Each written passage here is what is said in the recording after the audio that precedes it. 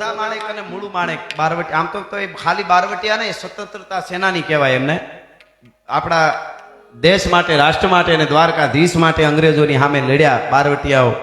અને જોધા માણેક, મૂળુ માણેક, એનું ઋણ આપણે આ બધા જે દેશ માટે લડ્યા એનું આપણે કોઈ દી ચૂકવી ન શકીએ.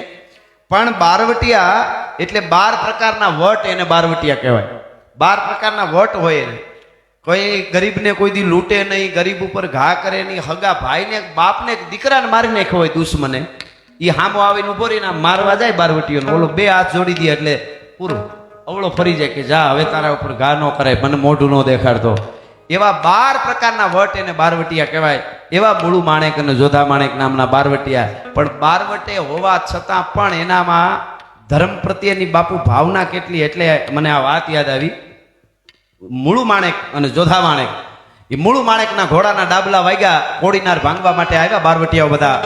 100-150 ઘોડે સવારો છે, બાગડતા બાગડતા બાગડતા પાગા નાખતા, રકાબ કવિ ધાગા ધાગા ભરી પાગા, આગા જાવે નાહી ભાગા ડુકાણા હી ગાજ ગને, તોપ કાગેણાગા તરી ભાગા, હાથ જાય થતો રીજા રાગા રબે નાજા હારા ગબે રાજ ગને, રૂમા ધુમા ઠુમા ઠુમા ધરી ભેળા જેમ રમે.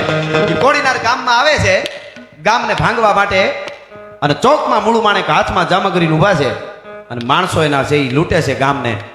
એમાં નગર શેઠનો 8 વર્ષનો દીકરો, એનો જન્મદિવસ હશે એટલે એની માએ એને હાથો હાર પહેરાવેલો, મોર હાર, પગમાં હોનાનો હાસો તોડો પહેરાવેલો.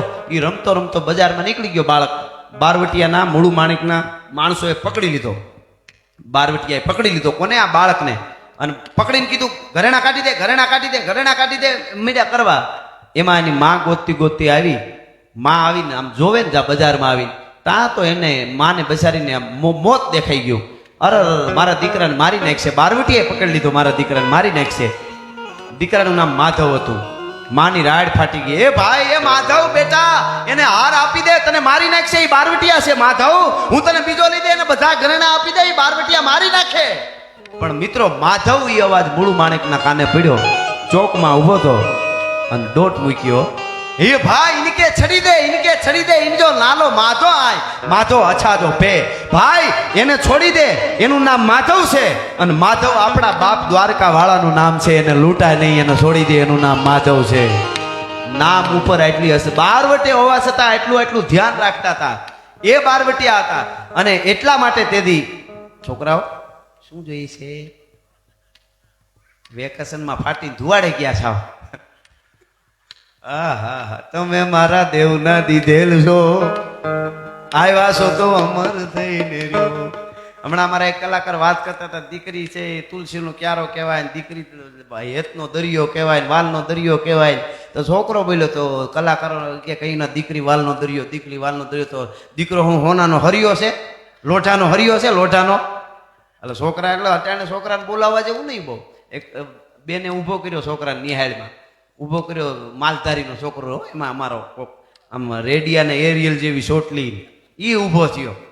એટલે કે એક પ્રશ્ન કરું બેટા, કે કરો ની બેન? એટલે એ કે એને પૂછ્યું, એ કે ઘેટી શું આપે એમ? તો કે દૂધ આપે. બકરી શું આપે? કે દૂધ આપે. ગાય શું આપે? કે દૂધ આપે. ભેંસ શું આપે? કે લેસન. પછી તો બેને કઈ પૂછ્યું જ નહીં હો. હા, અમુક આમાં ભૂકા કાઢ નાખ્યા બાળકો. એટલે અમારા માલધારી છોકરાને બેને પૂછ્યું, એ કે 80 ઘેટા હોય, 80 ઘેટા વાળામાં એમાંથી કે 10 નીકળી જાય તો કેટલા રહીએ? તો માલધારી છોકરો કે એકોય નો રહીએ. અરે બેટા, તને એટલી ખબર ન પડે? 80 માંથી 10 ઘેટા નીકળી જાય તો 70 રહીએ. કે બેન, તમારા સોપડામાં રહીએ, મારી પાટીમાં રહીએ, બ્લેકબોર્ડમાં રહીએ, વાળામાં નો રહીએ. એક નીકળે બધા નીકળી જાય. આ જે વાસ્તવિકતાની એક મજા છે ને, અહીંથી આપણે ગૂગલમાં આપણે કરીએ એટલે રસ્તો અમદાવાદ સુધીનો બતાવી દે બધો, કે આમને જવાનું. પણ એમાં કેટલા ડાઈવર આવે, કેટલા તૂટેલો રસ્તો હોય, કેટલા રોદા આવે, ઈ નો આવે. ઈ તો અનુભવ કરવો પડે. અનુભવની જ એક મજા છે, જીવનના અનુભવની.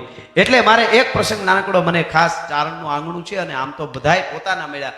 જ્ઞાતિ માટે અમારા સોનબાઈમાં એમ કહેતા, જ્ઞાતિ ગૌરવ જરૂર હોવું જોઈએ, જ્ઞાતિવાદ ન હોવું જોઈએ. જે જ્ઞાતિમાં જન્મ હોય એને એનું ગૌરવ હોવું જોઈએ, આઈમાં કહેતા. એટલે આપણે ત્યાં સોગંદ ખવાતા, તમારું કામ ન કરતો ફલાણો નહીં, તમારું કામ ન કરું તો ફલાણો નહીં. જ્ઞાતિ ઉપર સોગંદ ખવાતા, એ ગૌરવ હતું. એટલે મને એક શ્રદ્ધા અને વિશ્વાસની એક વાત છે. કદાચ ઘણી વખત ઘણા માણસને ન બેહે મગજમાં, પણ બાપુ આ યુગમાં બહુ જરૂરી છે. કારણ કે શ્રદ્ધા વગર જીવાય નહીં. અહીં ડોક્ટરો બધા મિત્રો વધારે છે. સાહેબ આપને ખબર છે કોરોનાએ કામ માણસને મારવાનું કર્યું નહીં, 50% જ કોરોનાએ કર્યું, 50% બીકમાં મરી ગયા. એ તો હકીકત છે.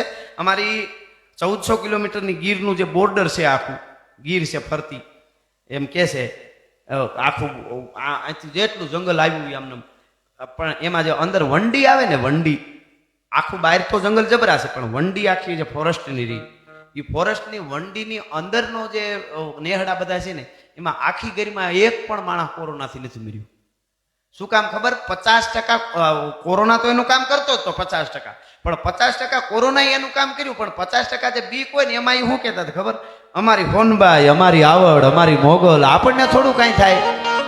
અને બહુ તાવ ચડે ને તો મેલેરિયાની દવા લઈ આવતા, અને બધા એમને આ સીધી જ વાત. એનો અર્થ એવો છે કે શ્રદ્ધાથી નજીક રહેવું પડે, રહેવું પડે, રહેવું પડે. અને એનાથી આગા ગયા એટલે વાત પૂરી. મનોબળ ઉપર જ છે બધું. એને ઈ જ હતું, ઈ બસ પડ્યા અરે માતાજી કાંઈ ન થવા દે, અમારું માતાજી કાંઈ ન થવા દે. એટલે મારે આ શ્રદ્ધાની એક વાત મને ગમે છે, વડીલો પાસેથી સાંભળેલી વાત છે. પણ ડાયરોમાં બેઠા છે, ડાયરો એટલે ડાઈ વાતું થાય ને ડાયા માણસો સામે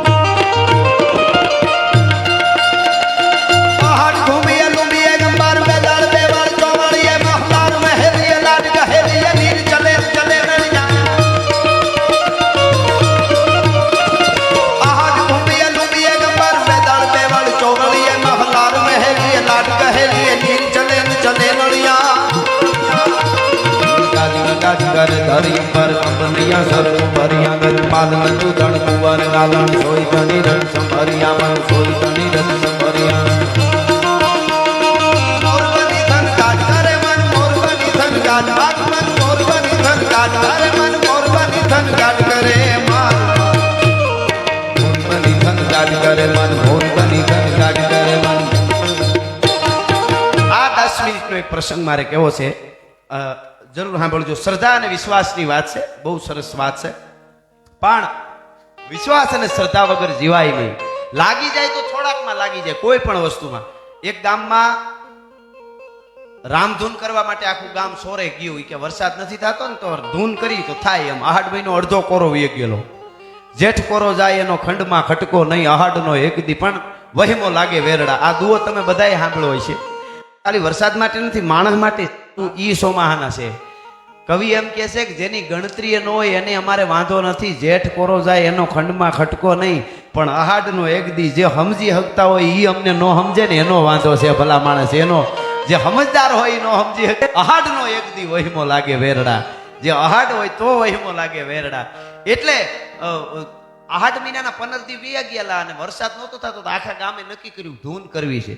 સોરે જઈને રામધૂન કરી તો આખું ગામ ધૂન કરવા જતું હતું ને, તો એક છોકરો 8 વર્ષનો હતો ને, એને છત્રી ભેળી લીધેલી નાની, ધમ તડકો, બપોરે ધૂન કરવા ગયેલા.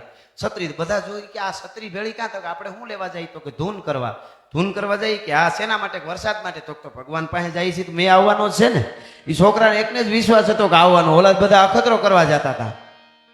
આ બહુ મોટી વાત છે.